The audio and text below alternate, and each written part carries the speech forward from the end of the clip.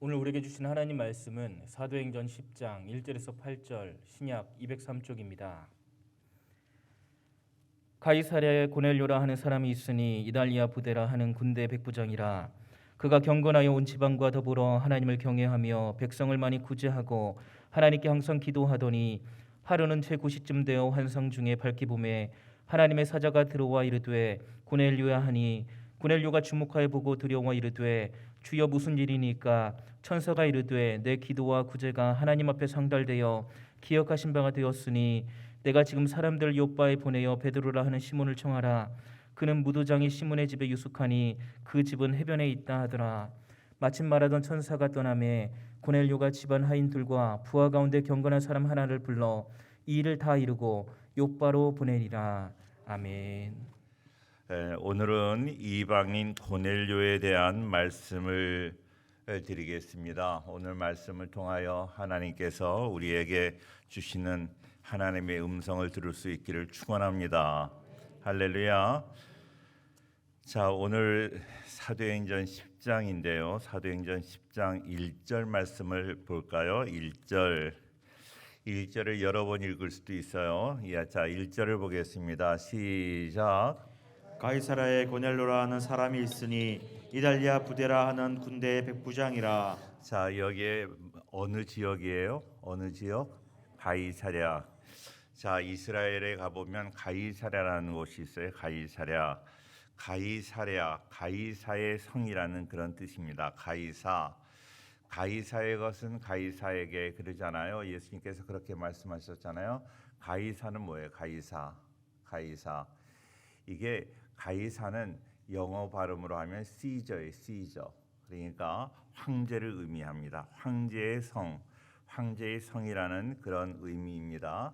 사마리아에서 약 40km 떨어진 곳인데요. 헤롯 대왕이 헤롯 안티바스 헤롯 아켈라오 여러 그 헤롯이 있는데 그 여러 헤롯 중에서 제일 큰 할아버지 그 할아버지 헤롯을 헤롯 대왕이라고 우리가 이야기를 합니다. 근데 헤롯은 이 유대 지방의 분봉왕, 유대 지역을 다스리는 그런 왕이었어요. 그런데 그 헤롯 대왕이 넓은 해안에 건설한 성읍입니다. 아주 아름답습니다. 지금도 가보면 지금도 이렇게 가이사랴라는 곳을 조금 이렇게 언덕 계단을 이렇게 올라가면 높은 곳에서 이렇게 내려다 보이는데 아주 지금도 너무나 아름다워요. 탄성을 지를 수밖에 없는 그런 아름다운 그런 성이 바로 가이사랴입니다. 웅장한 궁전과 공공 건물, 그러니까 지금 수백 년 이렇게 한 2000년이 지났지만 지금도 그렇게 아름다우니 그 당시에는 얼마나 아름다웠겠습니까? 그러니까요, 성지 순례 가서 어디를 꼭 가봐야 될 것 같아요? 가이사랴를 꼭 가보셔야 돼요. 가이사랴. 그러니까 가이사랴를 가서 사진만 찍지 말고 사진만 막 찍고 어디서 무슨 사진을 찍었는지 왜 갔는지, 그러니까 성지 순례를 가시는 분들은 어디를 갔는지도 잘 모르고 그러는 것 같아요. 그러니까 오늘 말씀을 잘 기억하고 이제 이스라엘을 갈 때는 어디를 꼭 들린다? 가이사랴를 꼭 들리겠다. 가이사랴를 가면서 이 가이사랴는 그 사도행전 10장에 나오는 가이사랴구나 하고 이렇게 생각을 하고 여행을 하면 성경이 막 살아나요. 성경이 살아나고 막 성경이 살아 움직이는 것을 느끼게 되는 것입니다. 웅장한 궁전이 있고요. 공공 건물과 거대한 원형 경기장이 있습니다. 가이사와 그 황제와 로마에게 바친 대규모의 신전도 있습니다. 헤롯 대왕은 이곳을 수도에, 그러니까 이스라엘 수도의 그 문으로 들어오는 입구로 삼으려고 훌륭한 항구 시설을 거기다가 만들었습니다. 두로에서 애굽까지 육로 무역 통로와 인공 항구 때문에 중요한 상업 도시가 되었습니다.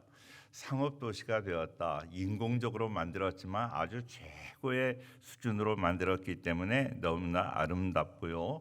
이방인과 유대인이 섞여 살았습니다. 헤롯 가문의 왕들, 그러니까요. 왕이 만든 도시, 그리고 그 도시가 너무나 아름답고 시설이 잘 되어 있으니까 로마의 고위 관리들이 다 이제 유대에 이렇게 파견 나와 있을 때 어디에서 살까요? 예, 가이사랴에 살아요.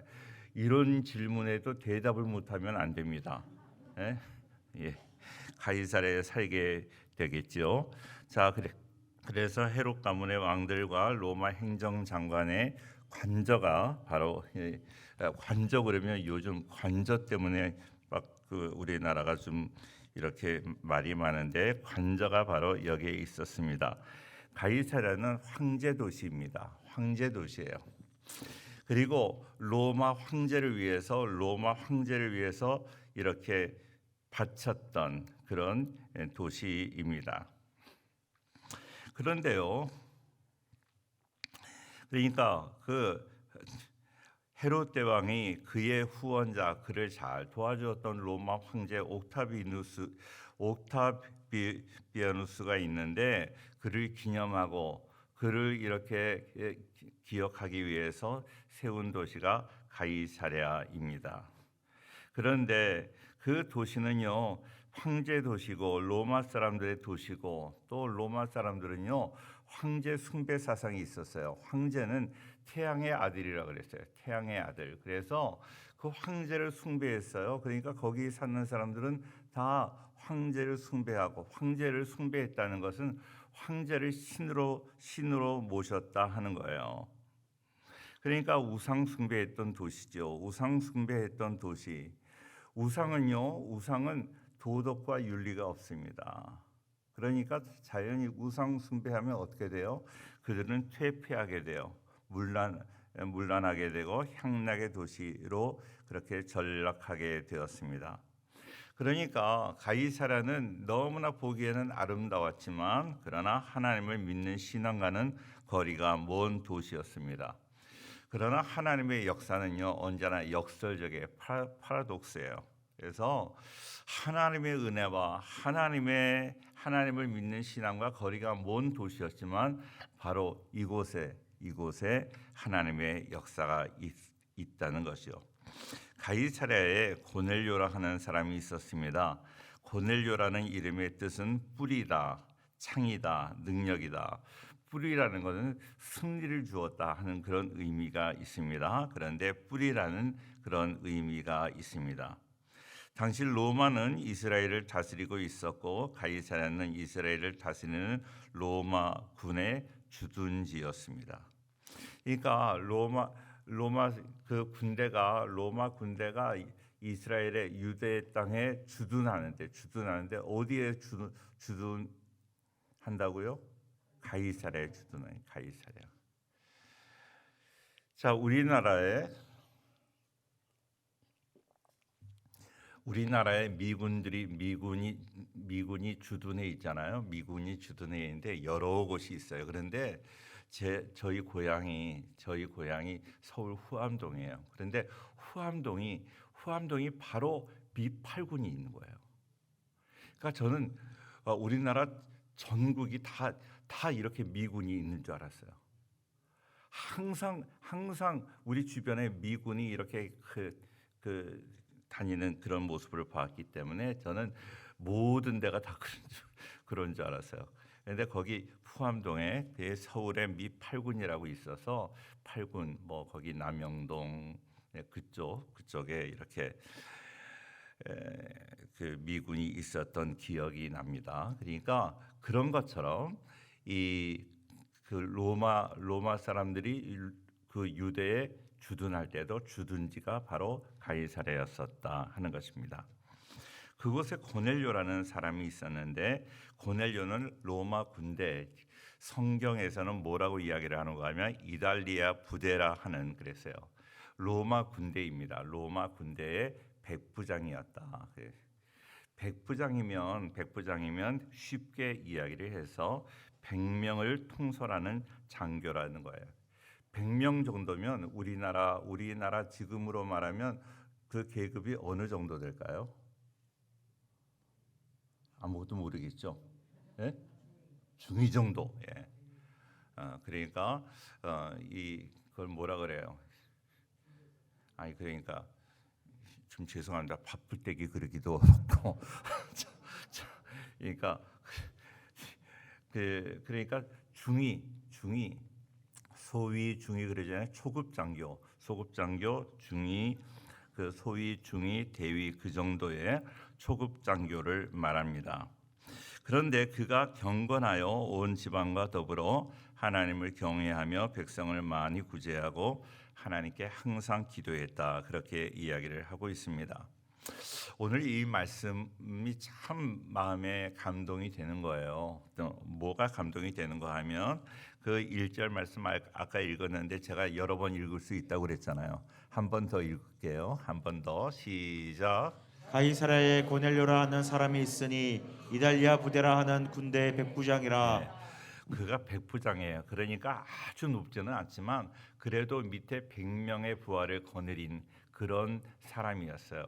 그리고 이달리아 때의 군대의 백부장이다 하면 그리고 유다에 지금 주둔해 있는 초급 장교라고 하면 그래도 유다 땅에서 자기가 자기 마음대로 유대 사람들도 자기에게 자기의 이야기를 잘 들을 수 있을 것이고 또 군대에 있는 자기가 통솔하는 100명의 군인들도 자기의 이야기를 잘 들을 수 있는 거예요.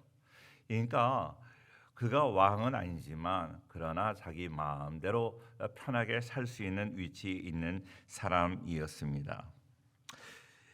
이곳에는 중동 일대를 통괄하는 로마 군 사령부가 주둔해 있었고 항구에는 로마 전함들이 정박되어 있었습니다.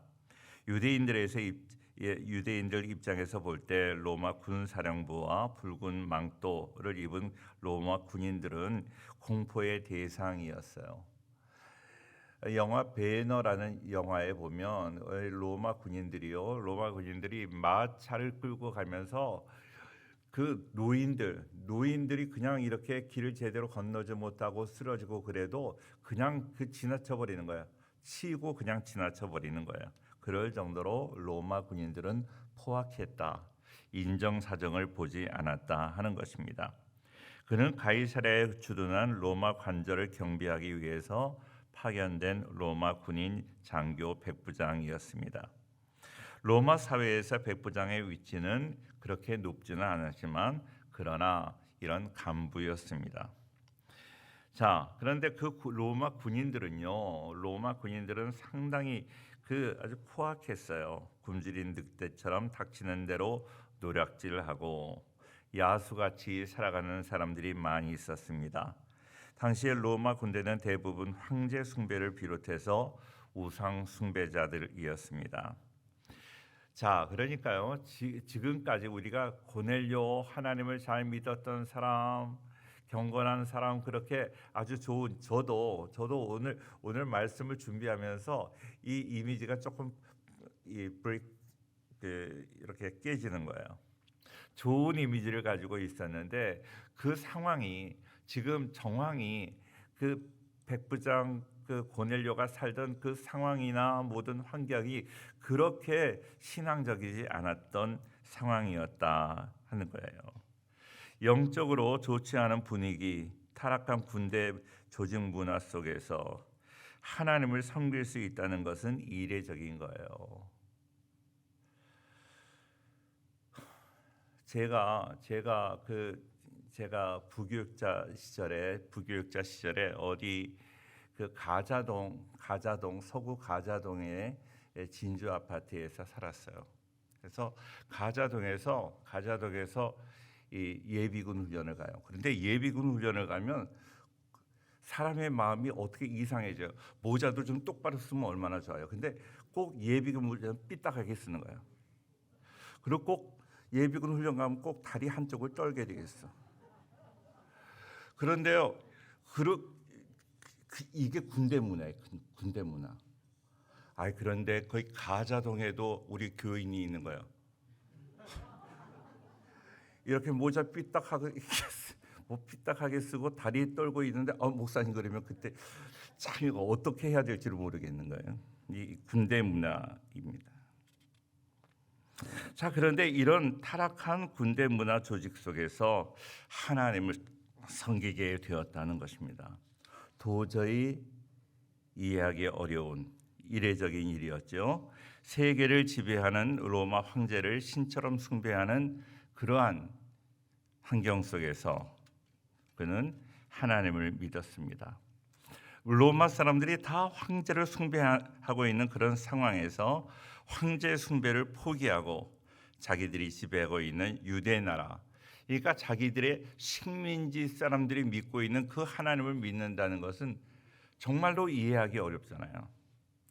그런데 식민지 사람들이 하나님을 믿는 걸 보고 그의 마음이 감동이 되었어요. 하나님께서 역사하셨겠죠. 로마 사람들은 자존심이 대단한 사람들입니다. 지배하는 자들이 지배당하는 나라에 신을 섬기는 것은 상상할 수 없는 일이었습니다. 하나님의 간섭이 아니면 불가능한 일이었습니다. 무엇보다도 자존심이 높은 로마인들이 자존심을 포기하고 이스라엘의 하나님을 섬긴다 하는 것은 하나님의 전적인 은혜였다 하는 것입니다. 그러나 고넬료는 그 하나님의 은혜를 잘 받아들여서 하나님을 믿게 되었고 온 가족이 더불어 하나님을 섬기게 되었습니다. 누구를 통해서 전도를 받았는지 하나님을 만났는지 거기에 대해서는 성경에 언급이 없지만 그러나 고넬료는 하나님을 경외했다 그럽니다. 성경의 전체 내용을 보면 정말로 유대인들보다 보통 다른 사람들이 하나님을 믿는 사람들보다 더 특별히 다른 하나님을 믿는 사람보다 더 열심히 하나님을 믿고 그래서 하나님의 은혜를 받았다고 말하고 있습니다. 하나님께서는요 그를 이방인의 선교를 위하여 그를 전초기지로 교두보로 준비해 놓으신 것 같습니다. 아무도 하나님이 부르심이 없다면 하나님 앞에 나올 수 없는 것이죠. 고넬료가 하나님 믿기에는 수많은 장벽이 있었을 것입니다. 그가 이방인이잖아요. 로마 사람이잖아요. 그리고 군대의 백부장입니다. 이방인으로서 복음을 수용하기도 어려웠을 것입니다. 자존심 상한 로마 군대의 장교로 파격적인 결단이 없었으면 불가능할 것입니다. 주변 사람들의 눈도 의식하지 않을 수 없습니다. 직장, 그러니까 군대의 상급자들의 눈치도 보았을 것입니다. 정말로 그가 잘못하면 생명의 위협도 느낄 수 있었을 것입니다. 그만큼 정말로 로마 사람으로 군대 백부장으로 황제 숭배를 모든 사람이 하는 가운데서 하나님을 믿는다는 것은 정말로 최고의 결단이 필요했을 것입니다. 파면당할 수도 있고 처형을 당할 수 있는 그런 상황이었습니다. 황제 숭배 사상, 그거는 황제만을 숭배해야 되기 때문이었습니다. 자기 신분이나 환경이나 생명의 위협까지도 감수해야 되는 극단적인 선택이 필요했습니다. 그래서 우리들 그러잖아요. 종교 때문에 죽임을 당하는 사람도 많이 있었는데 그런 그 위험한 상황에서도 하나님을 섬겼다 하는 것입니다. 다시 말하면 그는 환경을 초월한 신앙입니다. 주변의 복음을 영접하지 못한 자들, 우리 주변에 대부분 내가 이래서 교회를 못 나가고 이래서 조금 있다가 나가야 되고 여러 가지 핑계를 많이 대잖아요. 다 자기들의 환경이 여의치 못해서 예수를 믿지 못한다고 교회에 나오지 못한다고 그렇게 말합니다. 그러나 그건 변명에 불과합니다. 마음이나 시간의 여유가 없어서가 아닙니다. 오늘 고넬료의 모습을 보니까 고넬료는 정말로 믿을 수 없는 상황이었지만 끝까지 믿었다 하는 거예요. 환경을 초월하는 그런 믿음, 그 믿음이 귀하다 하는 것입니다. 마음과 시간이 없기 때문에 예수를 믿어야 하고 가족 모두가 다른 종교를 믿고 있기 때문에 우리는 예수를 믿어야 된다 하는 거예요. 다른 가족 때문에 내가 교회를 못 나가겠다. 다른 가족 때문에 다른 가족을 정말로 하나님께 인도하기 위해서 교회에 더 나와야 되지 않겠어요? 그러니까 우리의 믿음은요, 환경을 이겨야 돼요. 환경 때문에 내 믿음이 환경 따라가는 것이 아니라 환경을 이기는 그런 믿음이 되기를 주의 이름으로 축원합니다. 어떠한 장애도 이겨야 돼요. 많은 사람들 우리가 이렇게 신방을 하고 권면을 할 때마다 이런 어려움, 이런 문제, 저런 문제 이야기를 하는데 그건 다 변명에 불과합니다. 믿음은 환경을 초월해야 됩니다. 자, 같이 따라하겠습니다. 믿음은 환경을 초월합니다. 믿음은 죽음도 초월합니다. 외워보세요. 시작.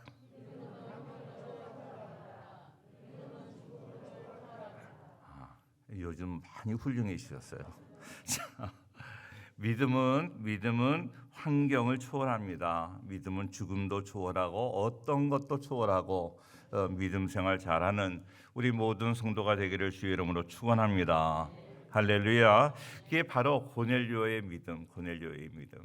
고넬료는 이방 사람이었는데 유대인들보다 더 하나님을 잘 믿었던, 정말로 그가 이렇게 처형을 당할 수도 있는 그런 위기에서도 하나님을 잘 믿었다는 게 참 마음에 감동이 되네요.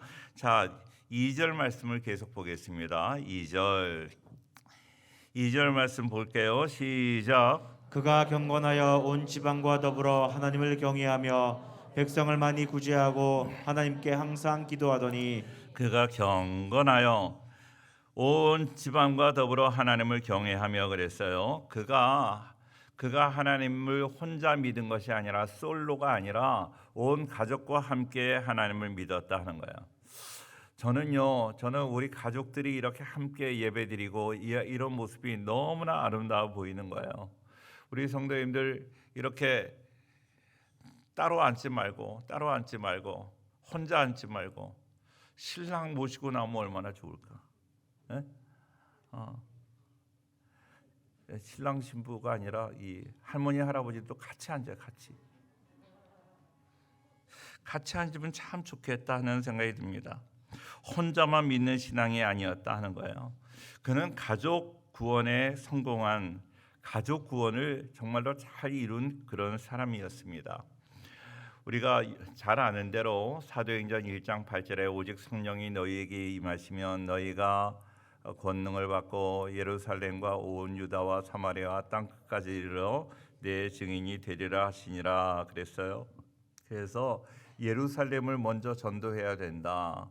그리고 유다를 전도해야 된다. 사마리아를 전도해야 된다. 그리고 세계 선교를 해야 된다 하고 말을 하지만 그 말은 조금 우리가 수정해야 돼요.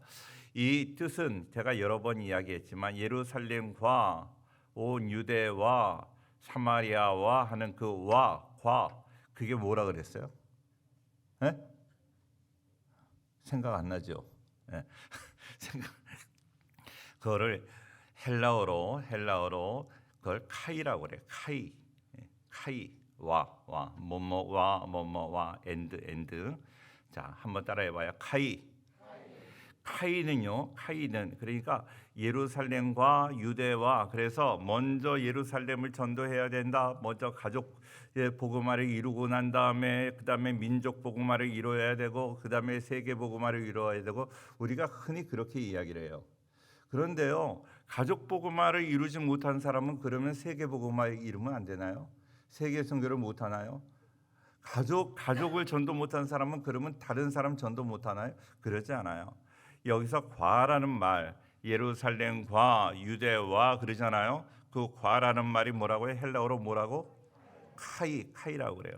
카이라고 하는데 그거는 동시성이에요. 동시성. 그러니까 내가 가족도 전도하면서, 가족 전도하면서 누구를 전도해요? 이웃을 전도하고, 이웃을 전도하면서 세계 선교를 위해서도 우리가 헌신하는 거예요. 할렐루야. 자, 그러니까 세계 선교를 한다 그럴 때 우리가 선교사를 지원한다 그럴 때 여기 우리 이웃도 전도 못하고 무슨 세계 선교에 그렇게 말하는, 항상 선교하는데 그렇게 말씀하고 그렇게 정말로 그렇게 불평하는 분들이 계세요. 그러나 성경을 잘 아시면 그게 동시적으로 하는 거예요. 가족이 안 되지만 우리가 다른 거 할 수 있어요. 우리가 가족 전도를 못했다고 횃불 전도 대원이 안 되면 안 돼요. 가족 전도가 안 됐다 할지라도 횃불 전도대에 나와서 열심히 전도하는 그거 귀한 거예요. 할렐루야. 모든 것을 동시적으로 이루어야 될 줄로 믿습니다. 할렐루야. 그런데요, 가족 전도가 그렇게 어려운 거예요. 왜냐하면 가족들은 나의 모든 것을 다 알고 있기 때문에 나에게서 감동을 잘 받지 못해요. 나의 삶을 통해서 감동을 받고, 나의 삶을 통해서 많은 사람들이 감동을 받고, 그리고 예수님을 믿고 하나님을 믿고 그러는 경우들이 있는데, 가족들은 그러기 어렵다는 거예요. 그런데 고넬료는 가족 전도에 성공한 그런 인물입니다. 바로 바른 신앙, 올바른 신앙, 가족들에게도 복음을 잘 전할 수 있는 그러한 신앙을 가졌다 하는 것입니다. 저는 우리 모든 성도들에게도 먼저 가족들이 주님 앞에 나오게 되고, 나로 인하여 가족들이 다 먼저 은혜를 받는 그런 역사가 나타나기를 주의 이름으로 축원합니다. 그러기 위해서 가족과 갈등이 없어야 돼요. 가족들에게 복음을 전하는 것 쉬운 것 같지만 어렵습니다. 그럼에도 불구하고 가족들을 전도하는 것. 자, 그래서 제가 어렸을 때 보면요, 어렸을 때 모습이 제가 생각이 나요. 교회 학교 다닐 때 저희 아버지 손을 잡고, 저는 저희 아버지 손을 잡고 가는데, 제가 저희 아버지하고 같이 가면 야, 할아버지냐 하고 물어봐요. 그럴 정도로 저희 아버님이 연세가 많으셨어요. 아무튼 할아버지건 아버지건 간에 같이 그렇게 교회에 나가는 그 모습, 아버지의 손을 붙잡고 나가는 그 모습이 어렴풋이 생각이 나요. 그게 참 좋았던 것 같아요. 제 마음에. 우리 성도님들, 그런 가족 복음화가 우리 모두에게 있기를 주의 이름으로 축원합니다. 가족 복음화에 대한 이런저런 이야기가 많이 있지만 그건 다 핑계이고 변명입니다. 우리가 가족에 대해서 관심을 가지고 우리가 기도하고 그러면 우리 가족들이 다 주님 앞에 나오게 될 줄로 믿습니다. 그러니까요, 우리 모든 성도님들, 저는 우리 교회 성도님들에게 마음의 감동을 얻는 것이 뭔가 하면, 한 사람이 교회 나오고 가족뿐만 아니라 사돈의 팔촌까지, 그러니까 어느 성도님과 연결 안 된 사람이 없을 정도로 다 가족들, 사촌, 또 사돈의 팔촌에 또 뭐가 있어요. 아무튼 다 연결이 돼 있어요. 그게요, 한편으로는 너무 감사한 거예요. 그분이 그렇게 가족 모두에게, 일가 친척 친지들에게 감동을 주고 다 주님 앞에 나오게 하는 그런 능력이 되었다는 거예요. 나로 인하여 많은 가족들이, 많은 나와 연결된 사람들이 주님 앞에 나오게 되는 그런 은혜가 있기를 주의 이름으로 축원합니다. 할렐루야. 자, 세 번째로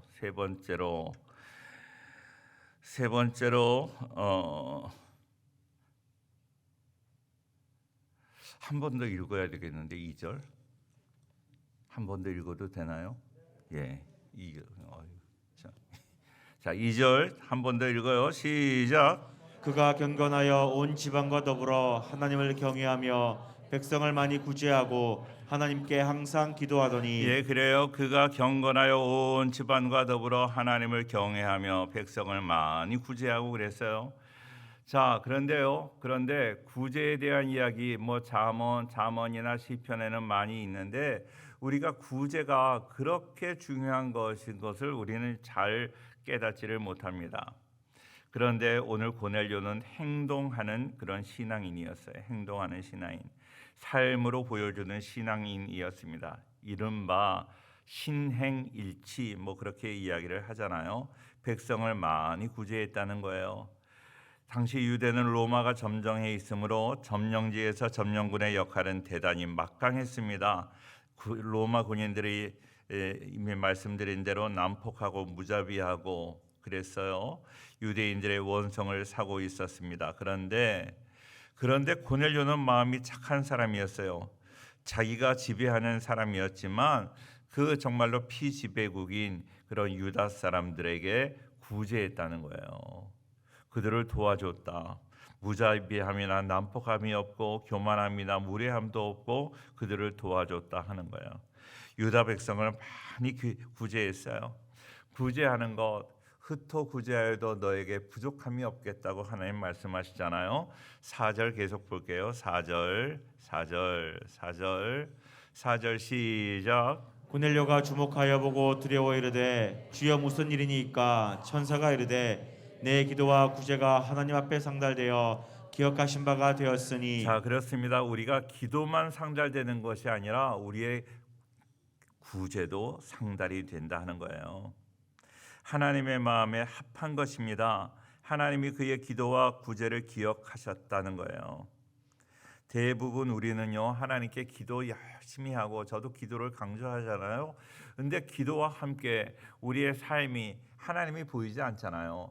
하나님이 보이지 않으니까 보이는 사람을 섬기는 것이 하나님을 섬기는 거라고 말씀하지 않습니까? 사랑하는 성도님들, 이번에 우리가 우크라이나 난민들을 돕는 일을 하면서 이렇게 우리 헌금도 드리고 물품도 지원을 하려고 이렇게 수집하는 것 너무나 귀한 일이라고 생각을 해요.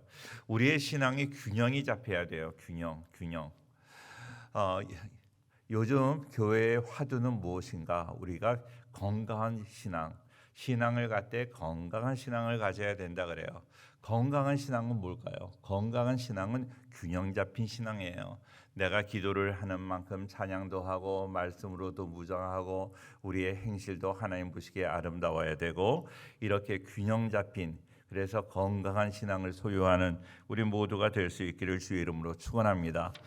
지금 우크라이나에 많은 어려움들이 있잖아요. 우리 이웃을 이렇게 돕고 있는데 많은 분들이 이렇게 좋은 물품도 가지고 오시고 그러는데, 그리고 오시는데 조금 더 우리 한번 집안을 한번 다시 돌아보세요. 그래서 우리 집안에서 아직도 우리가 이제 아깝기는 하지만, 새 거라서 아깝기는 하지만 평생을 가도 쓰지 않을 것 같은 그런 물건이 있어요, 없어요?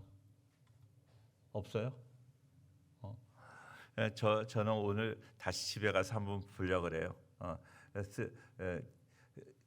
1년 동안 제대로 쓰지 않았던 새 물건이 있는가, 그걸 보고. 이렇게 수건들도 많이 있잖아요, 그죠? 많이.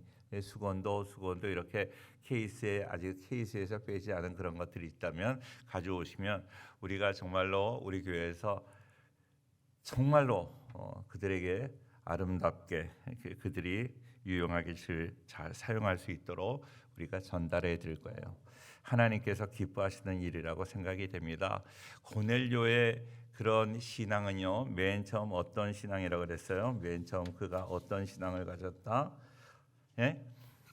자, 따라하세요. 환경을 초월하는 신앙, 가족 구원을 하는 신앙, 믿음과 행동이 일치한 신앙, 이런 신앙을 가졌다는 거예요. 다 외울 수 있겠어요? 외워보세요. 불안한데 못 외울 것 같은데 제가 한 번 더 하고 외워보겠어요. 환경을 초월한 신앙, 가족을 구원하는 신앙, 믿음과 행동이 일치한 신앙. 이제 외울 수 있겠어요? 자, 외워보세요. 제가 기대를 합니다. 시작.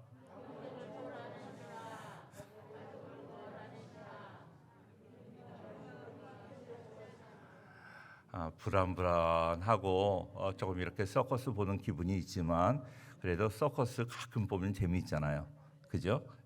한 번 더 할까요? 환경을 초월한 신앙, 가족을 구원하는 신앙, 믿음과 행동이 일치한 신앙. 자, 이런 신앙을 가지고 살았어요. 변함없이 어느 순간에만 막 열심히 기도하고 그러는 것이 아니라 그는 꾸준하게 변함없이, 저는 우리 성도님들이 변함없이 한 순간에 막 뜨겁게 하고 그냥 불 꺼지듯이 한 순간에 또 팍 꺼지고 그런 게 아니라 변함없이, 변함없는 신앙 따라하세요. 변함없는 신앙. 할렐루야.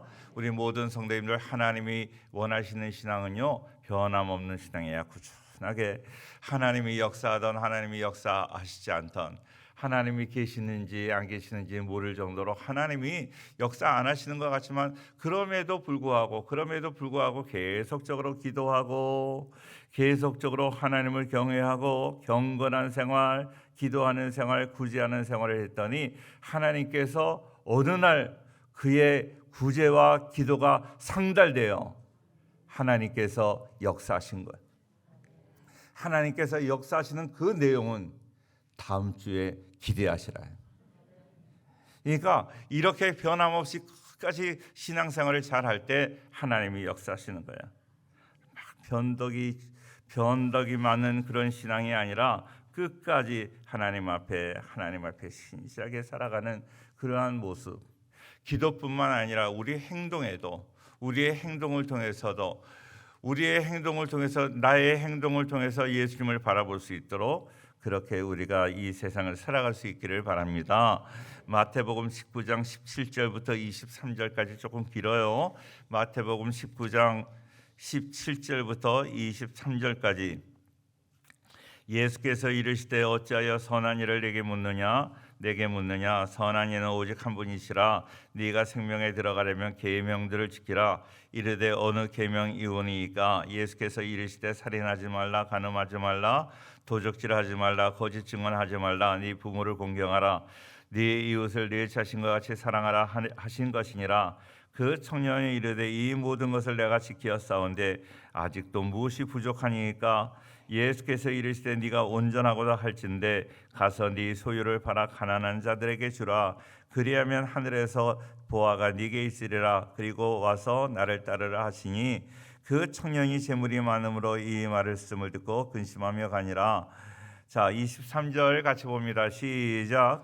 예수께서 제자들에게 이르시되 내가 진실로 너희에게 이르노니 부자는 천국에 들어가기가 어려우니라. 자, 변함없이 우리가 하나님 앞에 기도할 뿐만 아니라 말씀에 들을 뿐만 아니라 말씀대로 실천하고 나의 모든 것을 네 손을 펴라 그랬어요. 손 마른 자에게 예수님이 네 손을 펴라 그랬어요. 네 손을 펴서 이웃에게 정말 사랑을 베풀라 하는 거예요. 원숭이가 호리병 안에 있는 과자를 먹기 위해서 호리병 속에 손을 넣었어요. 손을 넣고 과자를 잡았어. 과자를 잡고 손을 빼려고 그러니까 빠져요, 안 빠져요? 네? 안 빠져요? 어떻게 해야 빠져요? 손을 펴야 돼요. 우리 성도님들 손을 펴서 이웃에게 사랑을 전해야 손 마른 병이 다 고침받는 거예요. 내 마음이 굳어져 가지고 내 것 움켜잡고 있으면 안 되는 거예요. 역사가 일어나지 않는 거예요. 따라하세요. 네 손을 펴라. 내 손을 펴라. 손 마른 자에게 예수님이 말씀하세요. 내 손을 펴라. 네 손을 펴라 할 때, 네 손을 펼 때 하나님께서 역사하셔서 그 손 마른 모든 질병이 고침받게 될 줄로 믿습니다. 오늘 우리 모든 성도들 정말로 고넬료와 같은 그런 믿음, 환경을 초월한 아무리 정말로 생명을 위협하는 환경이라 할지라도 하나님을 믿는 믿음이 약해지지 않는 그런 믿음, 그리고 가족을 온전히 구원할 수 있는 모범적으로 살아가는 우리의 삶, 믿음만 있는 것이 아니라 믿음을 실천하는 믿음과 행동이 일치하는 그런 믿음을 소유할 수 있기를 주의 이름으로 축원합니다.